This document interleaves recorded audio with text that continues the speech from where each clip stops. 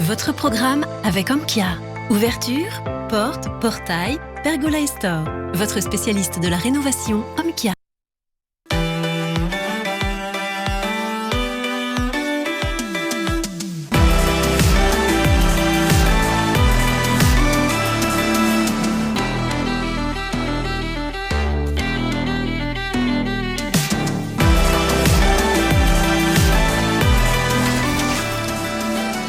Bonsoir à toutes et à tous, bienvenue dans 85 chrono, ravi de vous retrouver pour la dernière émission de l'année. Nous sommes ensemble en direct pendant un peu plus de 35 minutes et puis dernière émission de l'année oblige, forcément 85 chrono s'est mis aux couleurs de Noël, une émission un petit peu spécial ce soir puisque vous allez le voir, nous allons revenir sur tous les moments marquants de l'année, de cette année sportive 2024 en Vendée mais aussi en France et à l'international. Vous le voyez autour de moi, le plateau est encore vide, 5 chaises qui vont être comblées d'ici quelques secondes avec nos chroniqueurs. Et justement, le premier de nos chroniqueurs est aussi habile sur un plateau qu'avec une raquette en main.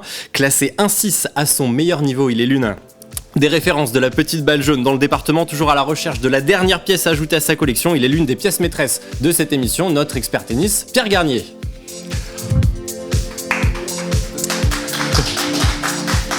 Notre deuxième chroniqueur de ce soir est l'un des atouts multisports de cette émission. Fin connaisseur du hand ou encore du rugby, il est avant tout un passionné de ballon rond, également arbitre le week-end sur les gazons. Ses chroniques sont toujours un carton. Notre chroniqueur football, Baptiste Brossard.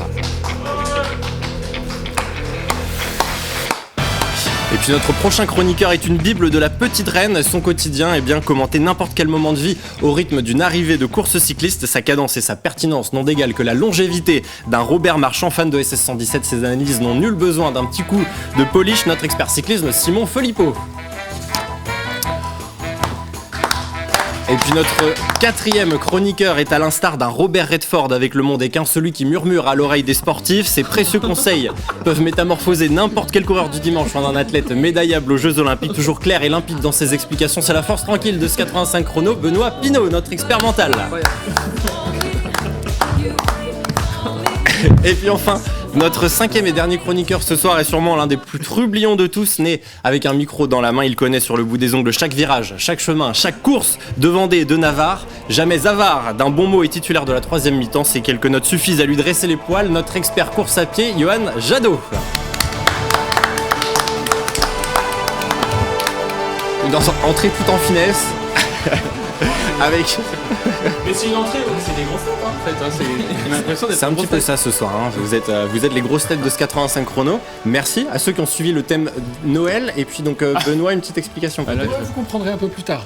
D'accord. Bon alors on attend vivement les explications alors. C'est tout à fait ajusté, c'est saillant, ouais. Mais c'est bien. Je vais peut-être le garder même. Très sympa. Ouais, je pense que ça va à ravir. Ça me donne envie de faire une petite rondade flip. On aura peut-être une démo tout à l'heure. Pourquoi pas. On verra en fin d'émission si on a le temps. Bon, comment allez-vous cette dernière émission de l'année? Comment vous vous sentez fin d'année? On va revenir sur tous les grands moments là, de cette année en Vendée à l'international. Pierre, quel est votre état d'esprit? Une année de plus et en pleine forme. En plus là, je me sens en pleine forme. Donc j'ai un tournoi ce week-end. Je pense que je vais bien jouer en plus. Ça va bien jouer. Ouais. Bon, parfait. Vous avez ramené votre raquette comme d'habitude. Non, c'est pas une raquette à moi, mais j'aurai une petite explication après. Bon, très bien. Puis Benoît, au hasard, comment ça va? Moi, ça va à fond sur la poutre en ce moment. On est obligé de garder ça. Voilà, effectivement.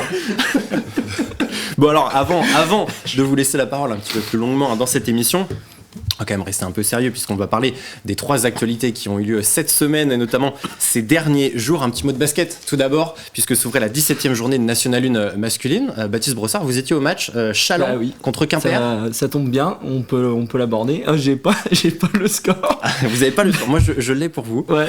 Victoire 77-68 des joueurs de Sébastien Lambert face au leader Quimper. Et avec cette victoire, la 6e consécutive de rang, et bien vous le voyez, Châlons est remonté à la 2e place. À noter que les Sables Vendée Basket, actuellement 9e au classement, disputeront eux leur match de la 17e journée vendredi soir sur le parquet de Tarbes-Lourdes. Un petit coucou à Sébastien Nolot, notre chroniqueur basket aussi, qui aurait fait peut-être une bonne analyse aussi avec vous Baptiste ce soir.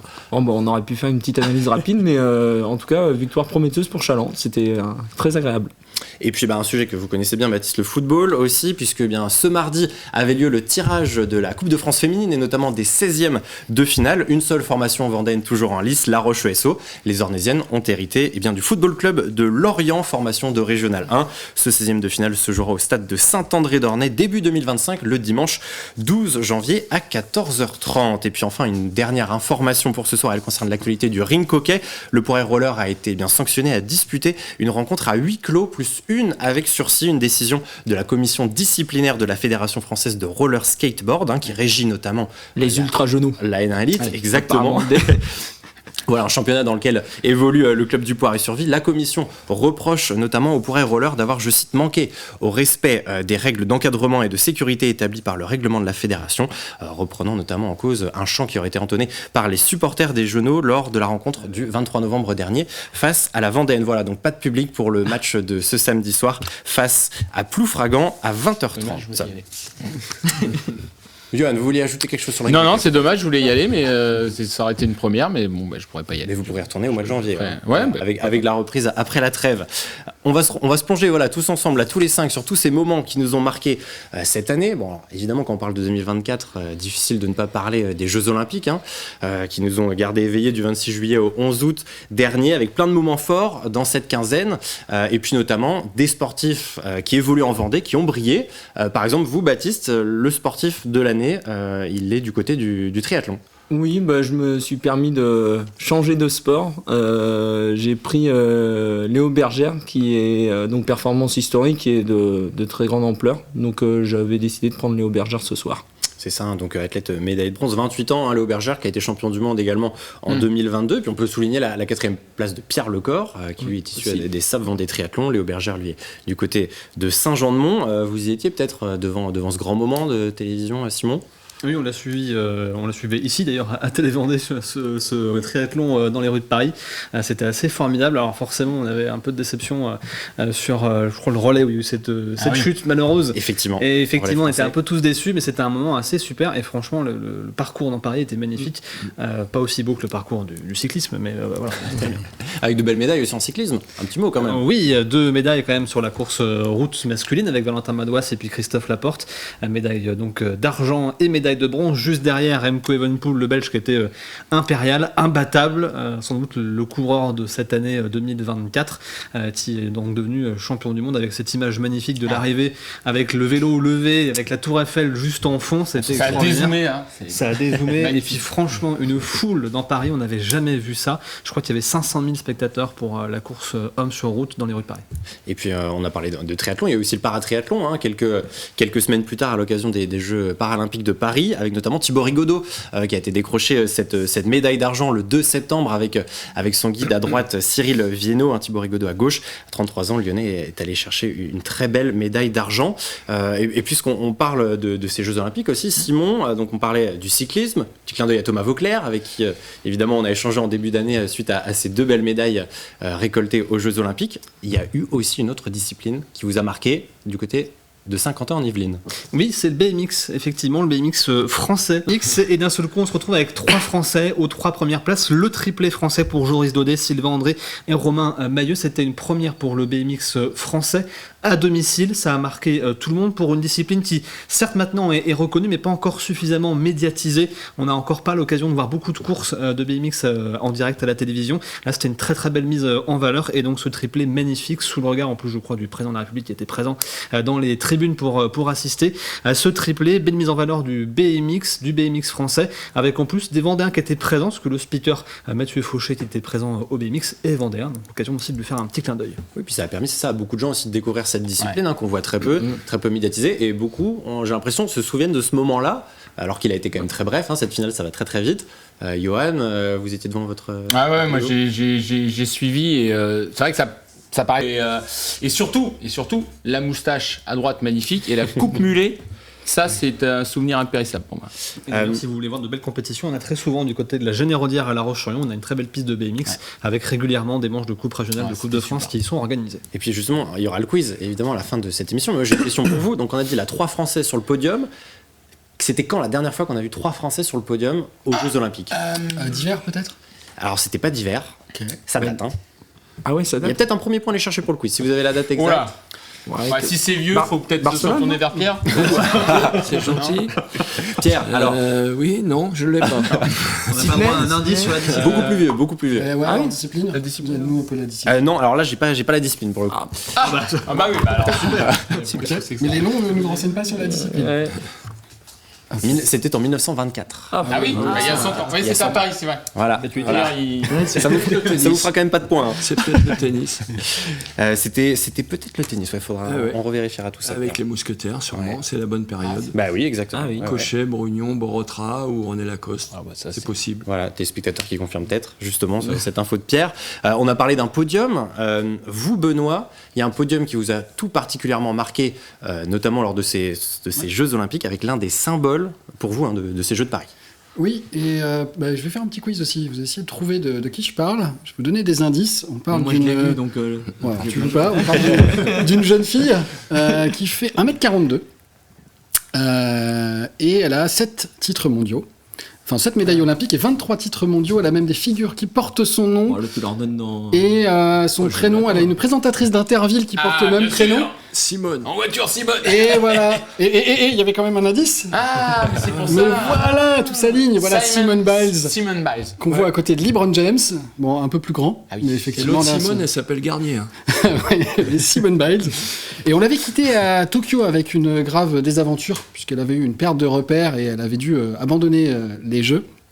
Et elle, qui était programmée pour uniquement la victoire, et rien d'autre, elle était quand même tombée dans une dépression assez sévère. Et quand elle est arrivée à Paris, on se demandait un petit peu dans quel état elle allait être, toujours avec la même fougue, la même abnégation. Et même si elle a gagné des médailles olympiques, celle que je retiens, en fait, c'est sa deuxième place, enfin même sa troisième place, je crois qu'elle est en bronze, où en fait, avec la deuxième, en fait, elles font une vraie aide d'honneur à celle qui l'emporte. On a vu l'image. on va regarder. Rebecca Andrade, on va retenir son nom, qui a gagné l'épreuve au sol.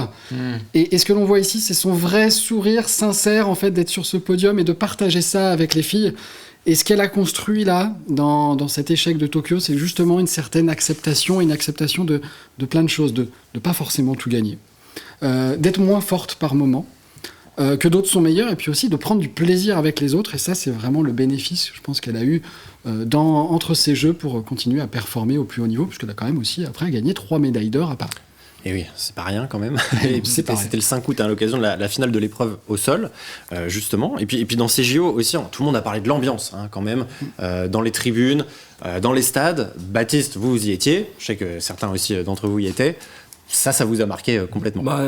Oui, parce que c'est sûrement la seule fois de ma vie où je vais pouvoir assister aux Jeux Olympiques, et j'ai eu la chance d'aller voir les quarts de finale de handball à Lille, et c'est vrai que c'était assez impressionnant, la ferveur, surtout autour des matchs de l'équipe de France. Et en plus, le stade Pierre-Mauroy en configuration salle, c'est assez exceptionnel. C'était c'est pareil, je pense que c'est la seule fois de ma vie où je mettrais les pieds dans une salle aussi grande, donc c'était juste incroyable. Une ambiance surchauffée, c'est ça. Yoann, vous y étiez, vous? Alors moi, j'ai été voir le marathon, parce que j'ai fait le 10 km pour tous. Et donc j'ai été voir le marathon homme le matin, et j'ai trouvé ça assez hallucinant parce qu'il passait donc quasiment à quelques encablures du départ au niveau d'Opéra. Donc ils vont passer vers 8h02, 8h03. Et donc je dis je vais y aller à ce moment-là, et il n'y aura pas grand monde. Et là je suis sorti du métro, mais il y avait une foule à 8h, c'était incroyable. On était à au moins 5 mètres des barrières pour les voir passer d'un seul trait comme ça. Et non, c'était vraiment un super moment, et tout le monde était en communion, quoi. C'est surtout ça qu'il faut retenir, quoi. Il y avait vraiment une unité, une ambiance assez particulière. Assez unique, ça, comme le disait Baptiste. Plus de 12 millions de billets ont été vendus d'ailleurs, et plus de 24,4 millions de téléspectateurs étaient présents pour la cérémonie d'ouverture, ce qui en fait l'événement le plus regardé de l'histoire de la télévision française. Et c'est justement à ce moment-là que vous, Benoît, vous avez trouvé celui qui est pour vous le Vendéen de l'année. C'était avant le début des JO, finalement. Le premier jour, dès qu'on a allumé la télé, on est tombé sur le Vendéen qui a marqué ces Jeux. Je ne sais pas si vous vous en souvenez, qui était un peu peinturluré en bleu et qui est sorti d'une cloche comme ça. Je ne sais pas si on a l'image, mais voilà, on l'a, exactement. effectivement, on l'a, ouais. Donc Philippe Catherine, qui nous a effectivement un peu surpris dans cette chorégraphie, alors forcément qui a fait quelque peu polémique, mais en tout cas voilà, très, très marquante, et je pense qu'on s'en souviendra tous. Donc voilà, un moment très très fort des Jeux.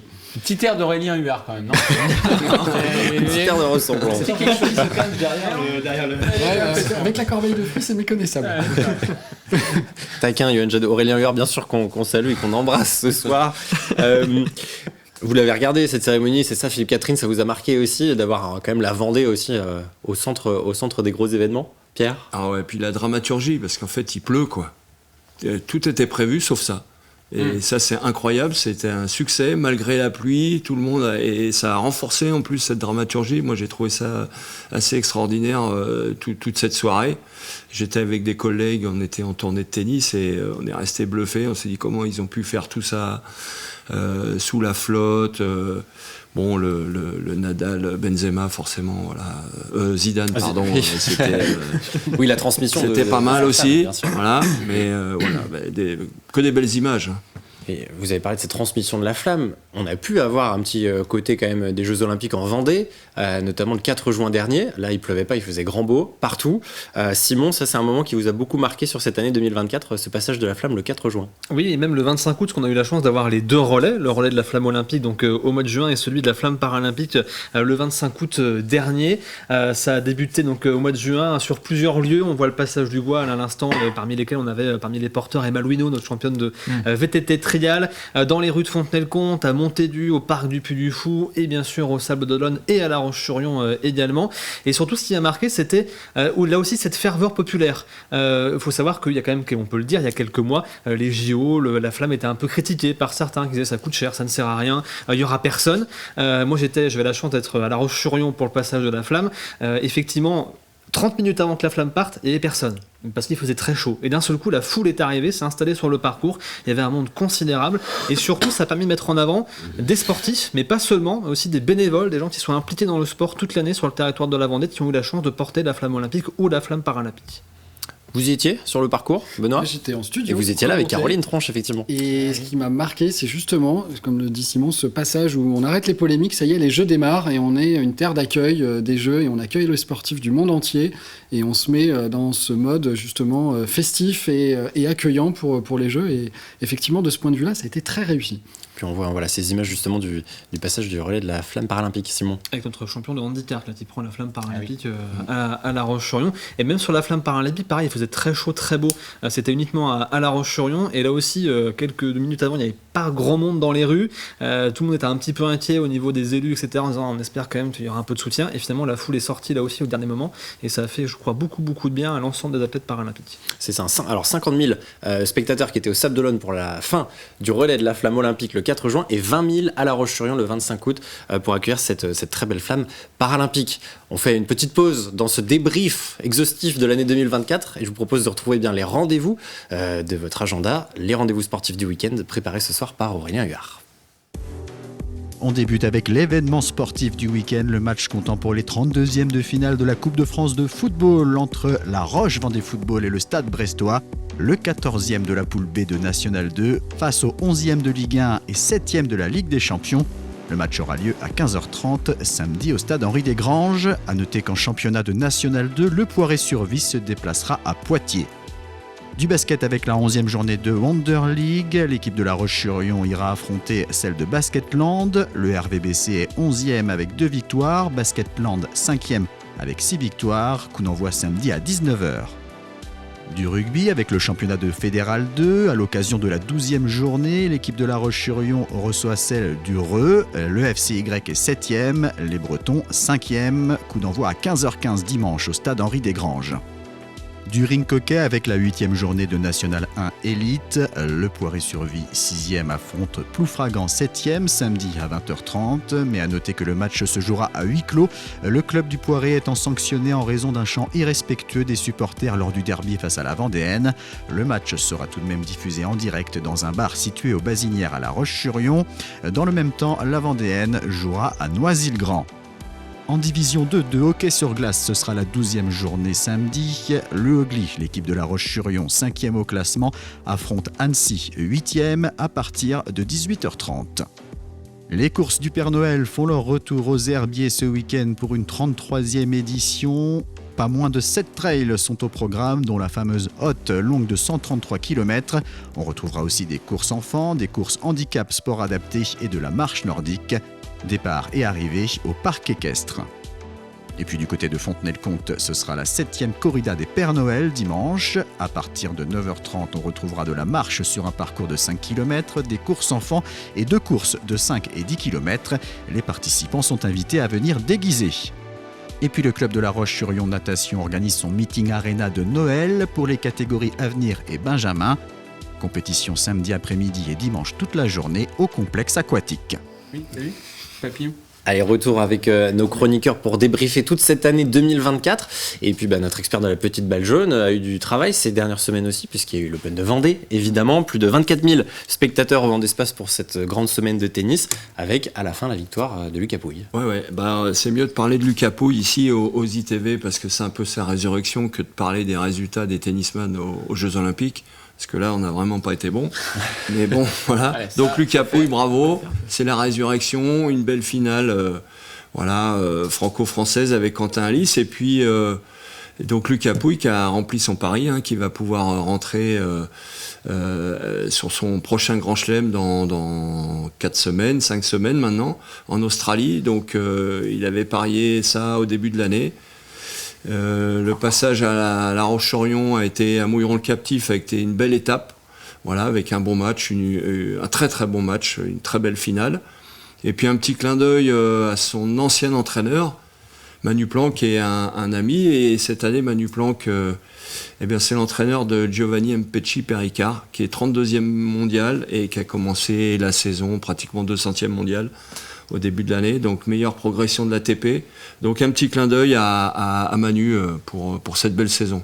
Et puis dans cette fin d'année, il n'y a pas que du positif, aussi notamment du côté des équipes masculines vendéennes. Voilà, alors on va évacuer ça rapidement parce que c'est un soir de fête normalement, donc plus d'équipes vendéennes en championnat de France chez les hommes en 2025. Donc il va falloir se réveiller pour tout le monde. Je pense que la formation des 13-18 ans est au point mort, un petit peu partout en province.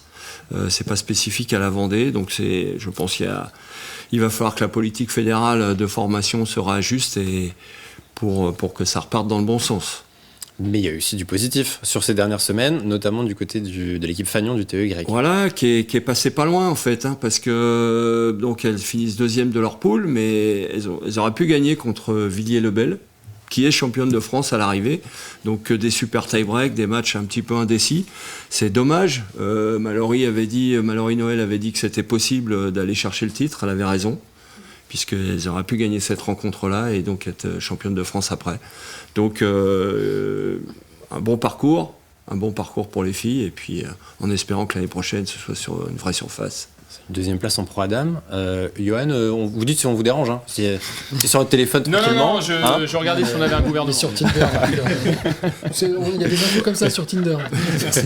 donc voilà, Pierre l'a dit, le tennis santantionnaise qui a quand même bien performé chez les filles. Et puis une autre équipe vendéenne qui a très bien performé aussi en football, c'est le Vendée Poirier Foot qui a validé une montée quand même en 2024. Oui, la seule montée football, on va dire, à l'échelon fédéral pour la Vendée, avec une grosse saison du Poirier en N3, qui a su garder un niveau très élevé tout au long de la saison 2023-2024 et qui s'est offert le droit d'évoluer en N2 cette année. Cette année, c'est plus compliqué. La saison est encore loin d'être finie, mais on peut toujours espérer que pour les Genoux un maintien sur la fin de saison. On peut noter aussi quand même la grosse saison de La Roche l'an dernier, qui a failli monter en national, qui cette année a une année compliquée, mais qui a l'occasion samedi, dans 48 heures, d'écrire une page de son histoire et qui a probablement les cartes pour le réaliser. Effectivement, on l'a vu dans l'agenda, ce match face à Brest samedi du côté du stade Henri Desgranges. Vous y serez, Baptiste, forcément? Oui, j'y serai. En espérant voir un match, un vrai match de Coupe de France où La Roche sera dans la peau du petit, mais avec, encore une fois, je pense, des éléments à faire valoir face à une équipe brestoise qui, semble-t-il, ne sera pas forcément celle qu'on voit tous les mercredis soirs, mardi soir, en train de battre des équipes européennes. Effectivement, la force du collectif, en foot, on sait c'est important, mais il y a aussi la force en solitaire. Il y a eu des belles victoires cette saison. Johan Jadot, qui a travaillé sa chronique, donc qui regarde s'il y a toujours un gouvernement, peut-être. Alors, une victoire en solitaire dont vous voulez nous parler, c'est une des victoires sur les Foulées du Gois. Ah oui, exactement. Ça, c'est vraiment mon moment marquant de l'année. C'est notre petit couteau suisse, comme j'aime l'appeler tendrement, vendéen, David Menanto. Alors, c'est marrant parce qu'il y a un an, tout pile, David gagnait l'Ultra Trail. On en parlait tout à l'heure des courses du Père Noël sur la Haute du Père Noël, qui partira samedi soir à 19h, 133 km. Et finalement, sur 4 km, il est aussi très, très rapide.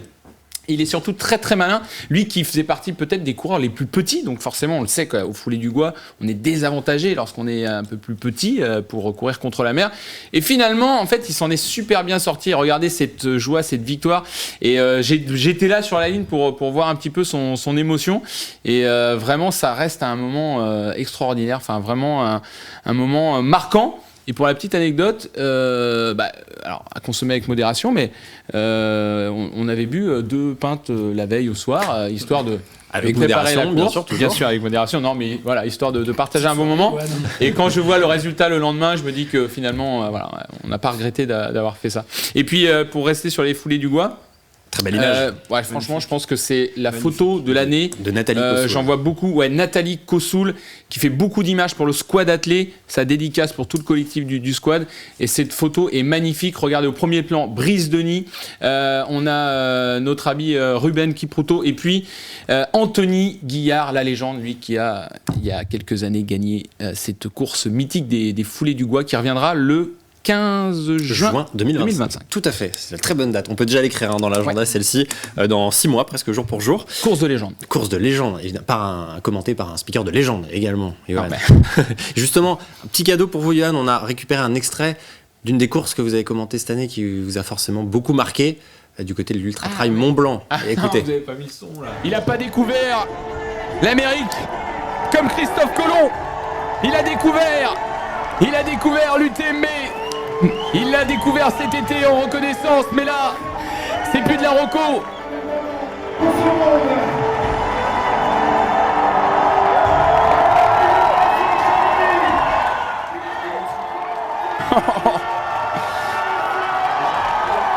Alors, illustre inconnu pour la plupart des gens qui, même dans le trail, en fait, personne ne l'aurait mis à ce niveau-là. Vraiment, on savait qu'il était quand même, pour ceux qui suivent les résultats. Mais là, le fait de gagner l'UTMB et surtout de réaliser le 3e meilleur temps, 3e meilleure performance sous les 20 heures, derrière des Jim Wemsley, derrière Kilian Jornet, c'est extraordinaire. C'est votre voix. Il n'a pas découvert l'Amérique, du coup. Il n'a pas découvert l'Amérique, non, parce que, voilà, petit clin d'œil à la musique Conquest of Paradise de Christophe Colomb, le film 1492. Et non, Vincent Bouillard, qui vraiment est un garçon surtout fantastique, et surtout le moment, vous l'avez vu furtivement avec celle qui l'a accompagné tout au long de son périple, Camilla, son épouse. Et donc, il a mis beaucoup en avant, et je trouvais ça chouette vraiment de pouvoir mettre aussi ceux qui accompagnent sur les courses et qui font le ravitaillement. D'ailleurs, pour la petite histoire, il l'a fait en tant que bénévole, spectateur, et là, il le fait en tant que coureur. Voilà, la boucle chapeau, bouclée, forcément, c'est votre sportif de l'année 2024 ? Ouais, c'est le sportif de l'année anti-système, ouais. Parce que voilà, tout se passe sur Instagram aujourd'hui, on est obligé d'aller sur les réseaux, on voit tout un tas de trucs, des fois c'est bien, des fois c'est chiant. Et en fait, Vincent Bouillard, il a 0 publication sur Instagram. En fait, je pense qu'il s'est fait un Insta pour aller voir les publications de ses potes, mais en gros, son compteur est resté bloqué et en fait, il recherche pas ça. Et surtout, c'est un athlète non professionnel. C'est-à-dire que ce gars-là travaille à temps complet. Alors, il est ingénieur chez Oka, il est dans le domaine du sport, mais voilà, il n'est pas professionnel et ça laisse la porte et peut-être ça va susciter des vocations, j'imagine, parce que c'est vraiment pour moi voilà, en trail, on peut voir que ça. Il y a que en trail qu'on peut voir ça, c'est vraiment le sport le plus stylé de l'univers. Oui. Alors ça se voit pas aujourd'hui, hein, en toute modestie. Puis rapidement, forcément aussi, Simon, on peut pas terminer cette émission sans parler d'un 7 juillet, ce qui s'est passé sur le Tour de France avec une superbe victoire sur la ligne là aussi. Oui, effectivement, avec un coureur de l'équipe Total Energy, on va peut-être revoir justement quelques images sur Anthony Turgis, qui a offert une des plus belles victoires de cette année pour la formation vendéenne. C'était sur l'étape qui reliait 3 à 3, tout simplement, 199 km au programme de la course, avec les chemins blancs à emprunter, 14 secteurs, étape particulièrement difficile. Il a réussi à tenir bon face à des gros moteurs comme Thomas Pidcock, comme Alexei Lutsenko, et il règle donc l'échappée au sprint en petit comité, en étant tout simplement le plus malin dans le final. Une très très belle victoire pour lui, qui avait vécu quelques moments un petit peu difficiles en début de saison, avec parfois des chutes, des maladies, pas forcément toujours au niveau. Ça lui a fait beaucoup de bien au moral, à lui certes, mais aussi à l'ensemble de la formation vendéenne. Et puis j'en profite, puisqu'on parle d'eux, pour faire un petit clin d'œil à Emilien Janière, au sein de l'équipe, qui a été aussi un des meilleurs scoreurs de l'équipe sur cette saison, vainqueur de la Coupe de Belgique. Et puis petit clin d'œil aussi, si j'ai encore un petit peu de temps, donc avec Emma Louineau, qui participait cette semaine à Abu Dhabi au championnat du monde de VTT Trial. Elle termine 9e en demi-finale. Elle n'est donc pas qualifiée pour les finales, mais quand même très bon résultat pour notre Vendéenne. Et puis je change de sport, si vous me l'autorisez, mon cher Alexandre. Un petit mot de tennis, puisque vous parlez de l'Open de Vendée de tennis également il y a quelques instants. C'est aussi un événement qui m'a marqué. Et moi, ce qui m'a marqué sur cette Open de Vendée, c'est la bande-annonce qui a été faite pour annoncer certaines émissions spéciales. Je propose qu'on regarde l'enregistrement de cette bande-annonce. Pour tout savoir de cette 11e Open de Vendée de tennis, rendez-vous à partir de 10h le 10 septembre sur TV Vendée et en direct. Sauf que c'est 11h. Et ça, Mais aussi le programme des animations ou encore le... 10 septembre à 11h en direct sur TV Vendée. Bombastic side-eye. Je le referai bien où tu fais les trucs dans l'ordre. Oui, c'est vrai, c'est vrai que j'ai inversé. De cette Open de Vendée challenge... pardon, oh là là, attends, c'est dur. On se donne rendez-vous le mardi 10 septembre à 11h pour... Oh non. Bon, merci pour ce cadeau, Simon. Hein. On n'attendait pas tant pour ce soir. Avec grand plaisir. Un petit mot rapide, Pierre, et puis on passe au quiz ensuite. C'est juste une Deniso. Hein. Ouais, c'était pour Anthony Turgis. Gagner l'étape 3-3, c'est 9. Mais... Elle est bonne. Voilà, je pense qu'on peut s'arrêter là-dessus. Non, restez. Puis on n'a pas parlé aussi de l'équipe La Dynamique en cyclisme qui a cartonné cette saison. Le Vendée Globe, évidemment, le grand départ du 10 novembre. Vous aurez les arrivées à suivre, évidemment, sur TV Vendée. S'ils reviennent. S'ils reviennent, évidemment. Évidemment qu'ils vont revenir, Baptiste. Donc voilà, 40e jour de course aujourd'hui à suivre, évidemment, tous les jours à partir de 18h15 avec le journal du Vendée Globe sur TV Vendée. Le dernier quiz de l'année, c'est tout de suite. Oula. En individuel, le premier qui a la réponse la donne. J'ai un cadeau pour le vainqueur. Qui a été le dernier relayeur lors du passage de la flamme olympique en Vendée le 4 juin? C'est un skipper. Je l'ai, Johan, le chacal. Armel Lecléache, un point pour Simon. Bah, attendez, j'ai dit le chacal. Ouais, mais non, ça marche pas. Comment s'appelle l'ancienne capitaine espagnole de la Roche Vendée Basket qui a quitté le club? Anna Suarez, exactement. Un point pour Baptiste. Calme-toi. Quelle discipline a organisé ses championnats de France au Vendée Space à la fin du mois de février 2024? VTT Trial. Non, février. C'était Pétanque. Pas la pétanque. Non. Un sport olympique. Danse. Le surf. Non. L'espace. La gym. Pas la gym. Non. Le judo. Le Karaté. Mais oui. Le tarlac. C'est pour Benoît. Et pour Benoît, un point pour Benoît. Début 2024, quel député vendéenne a présidé la commission d'enquête? Béatrice Bellamy, c'est pour Baptiste. Commission d'enquête relative à l'identification des défaillances fonctionnement au sein des fédérations sportives. En juin dernier, qui a remporté la New York Vendée Les Sables? Charles Bayou. Pas Bayou, c'est Charlie Dalin, effectivement. Charlie Dalin est en tête d'ailleurs du Vendée Globe. Effectivement, ça vous fait un quart de point. Un quart de point, Johan. Allez, et puis dernière question. En juin 2025, où se tiendront... Non, il y en aura deux. Où se tiendront les prochains championnats de France de cyclisme? Les Herbiers. Les Herbiers. Formidable. C'est Johan qui commente apparemment. Et allez, quel pays a remporté le Challenge Nation lors de la dernière édition du Mondial Football Montaigu? L'Uruguay. C'est la France. Mais en fait, c'est la France, c'est pour Benoît. Ni de trail, mais qu'est-ce que c'est? En fait, tout est organisé dans cette émission. Johan, quel stade vendéen refait à neuf, entre autres, au cours de l'été, sa piste d'athlétisme? Voilà, allez, un point. Un point. Bon, bah Pierre Choublanc pour ce soir. Donc le vainqueur de ce soir. C'est qui? C'est Simon. J'avais un bonnet à vous offrir pour ce soir.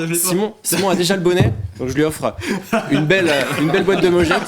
Voilà, Simon, pour passer de bonnes fêtes. Pour passer de bonnes fêtes. Et Baptiste et Benoît, eh bien, il y aura un deuxième bonnet pour vous. Voilà. Un deuxième bonnet. On vous laisse le partager pour ce soir. Ça te va bien avec le plus. Voilà. J'ai peur que ce soit pas la sortie. Produit vendéen. Produit vendéen. Simon, vous penserez à moi pendant les fêtes. Hein. J'ai une petite annonce. Donc Allez. ça, c'est la raquette avec laquelle John Courier a gagné Roland Garros en 1980. 4. 12. 12. Je l'ai dit sans le gong, hein. 12. Et on n'a pas parlé de Rafael Nadal. Évidemment, Rafael Nadal aussi, c'était votre moment de l'année. Oui, bah, là, la retraite voilà. du taureau de Manacor. John McEnroe, tout le monde. Voilà. Allez, un rapide mot pour conclure. Merci en tout cas à tous les 5 d'avoir partagé ce 85 chrono, ce dernier 85 chrono de l'année. Je vous en remercie. Merci pour cette saison. Je salue aussi tous les chroniqueurs qui n'étaient pas là ce soir. Fabrice Guyon, Erwan de Brouwer et Sébastien Nolo. Merci à eux de nous avoir fait partager tous leurs exploits cette année. Avant de se quitter, quelques changements à noter pour le début de l'année 2025. À partir du mois de janvier, l'émission 85 chrono du jeudi sera mise en pause pendant plusieurs semaines. Je ne manquerai pas bien sûr de vous tenir informé de la reprise des émissions. En attendant, l'émission du lundi, elle se poursuit toujours à partir de 18h45. On se donne donc rendez-vous le lundi 6 janvier avec encore plein d'actus sportives. Très belle fête à toutes et à tous et à très vite sur TV Vendée. Bonsoir Alexandre.